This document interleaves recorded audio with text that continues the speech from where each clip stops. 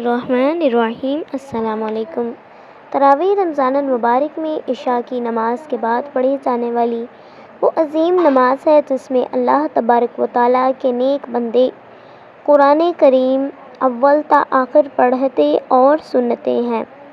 نبی کریم صلی اللہ علیہ وآلہ وسلم نے اسے سنت قرار دیا ہے اور اس کے پڑھنے کی ترغیب فرمائی ہے۔ حضرت ابو ہریرہ رضی اللہ تعالیٰ عنہ فرماتے ہیں کہ نبی کریم صلی اللہ علیہ وآلہ وسلم نے ارشاد فرمایا، جس نے رمضان المبارک میں ایمان کی حالت میں اجر و ثواب کی امید رکھتے ہوئے قیام کیا،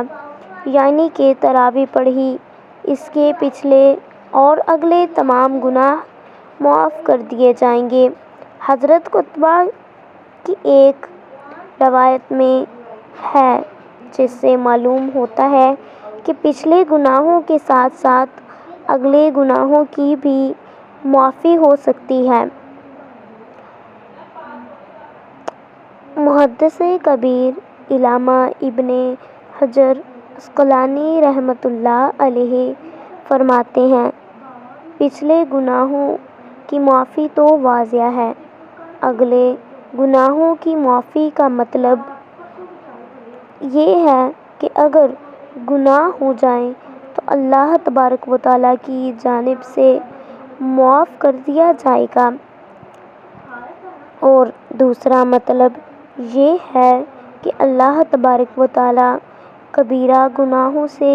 محفوظ رہنے کی توفیق عطا فرمائیں گے۔ حضرت ابو سلمہ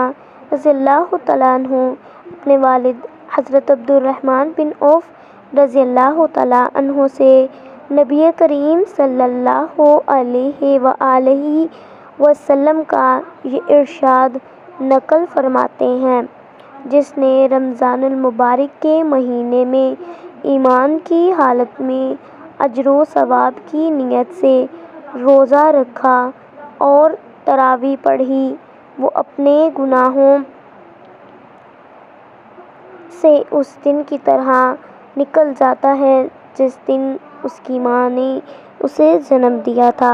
حضرت عمر فرماتے ہیں کہ ایک شخص نبی کریم صلی اللہ علیہ وآلہ وسلم کے پاس آیا اور آپ سے دریافت کیا، یا رسول اللہ، اگر میں اللہ تبارک و تعالیٰ کی وحدانیت اور آپ کی رسالت کی گواہی دوں، 5 نمازیں پڑھوں اور رمضان المبارک کے روزے رکھوں، رمضان المبارک میں تراویح پڑھوں اور زکوٰۃ ادا کروں، تو آپ کو کیا خیال ہے میرے بارے میں؟ آپ صلی اللہ علیہ وآلہ وسلم نے ارشاد فرمایا، جو شخص ان مذکورہ کاموں کو کرتے ہوئے مر جائے وہ اللہ تبارک و تعالیٰ کے حضور صدیقین اور شہداء میں سے ہے۔ حضرت ابو ہریرہ رضی اللہ تعالیٰ عنہ فرماتے ہیں کہ نبی کریم صلی اللہ علیہ وآلہ وسلم نے ارشاد فرمایا، رمضان المبارک کے قیام یعنی تراویح پڑھنے کی طرف اس کو لازم کے بغیر شوق و رغبت دلاتے تھے۔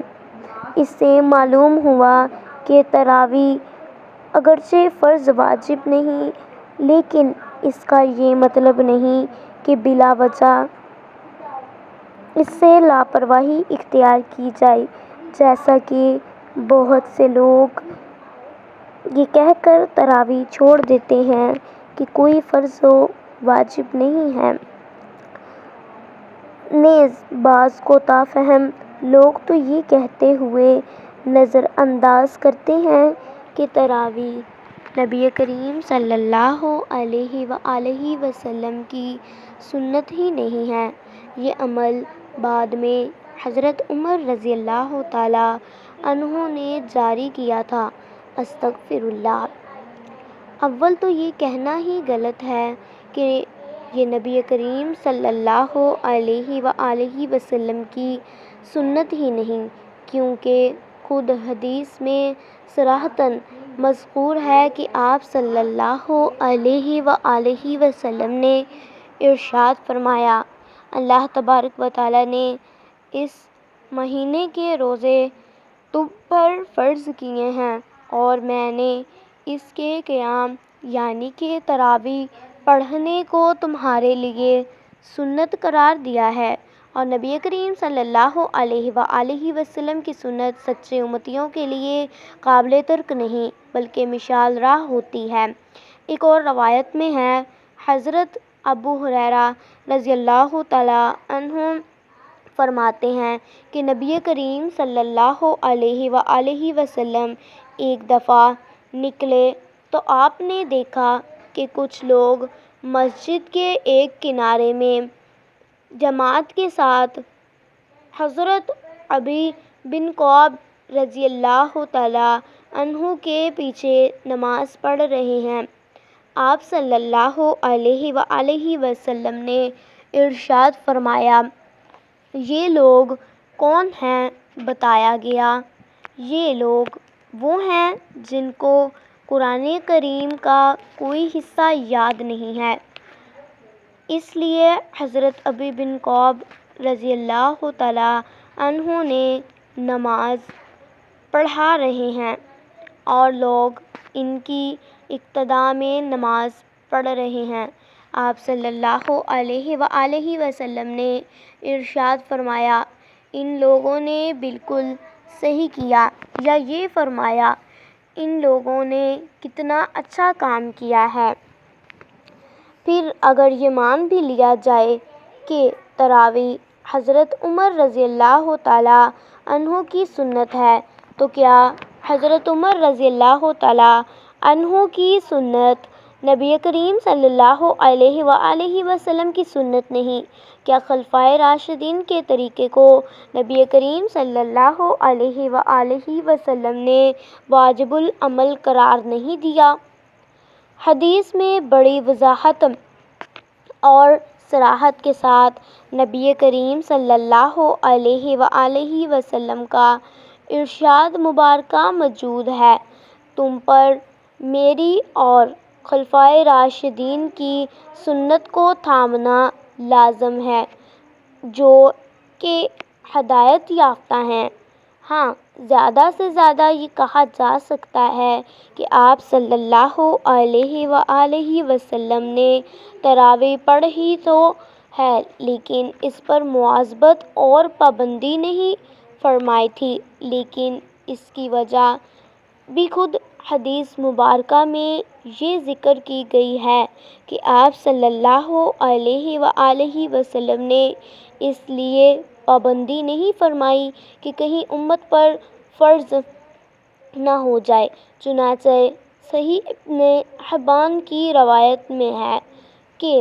ایک موقع پر جب کہ حضرات صحابہ کرام رضی اللہ تعالیٰ عنہ تراویح پڑھانے کے لیے نبی کریم صلی اللہ علیہ وآلہ وسلم کا انتظار کر رہے ہیں، تو آپ صلی اللہ علیہ وآلہ وسلم نے اپنانے کی وجہ بیان کرتے ہوئے ارشاد فرمایا، حمد و صلوات کے بعد بے شک مجھ پر تم لوگوں کا اپنی جگہوں پر بیٹھ کر انتظار کرنا مخفی نہیں ہے، لیکن مجھے اس بات کا خوف ہے کہ کہیں یہ نماز تم لوگوں پر فرض نہ کر دی جائے اور پھر تم اسے پڑھ نہ سکو تو گناہ گار ہو جاؤ۔ بس آپ صلی اللہ علیہ وآلہ وسلم کا تراویح پر مواظبت نہ فرمانا بھی امت پر آسانیوں اور سہولتوں کے لیے تھا، اس عمل کے غیر اہم ہونے کی وجہ سے نہ تھا، لیکن بعد میں خلفائے راشدین کی مواظبت کی وجہ سے اس کا حکم سنت مؤکدہ کا ہو گیا، لہٰذا بغیر کسی عذر کے اس کو ترک کرنے والا گناہ گار ہوگا۔ میری ویڈیو پسند آئی ہو تو لائک اور شیئر ضرور کر دیں۔ کمنٹ باکس میں اپنی رائے کا اظہار ضرور کیجیے گا۔ جزاک اللہ۔ اللہ حافظ۔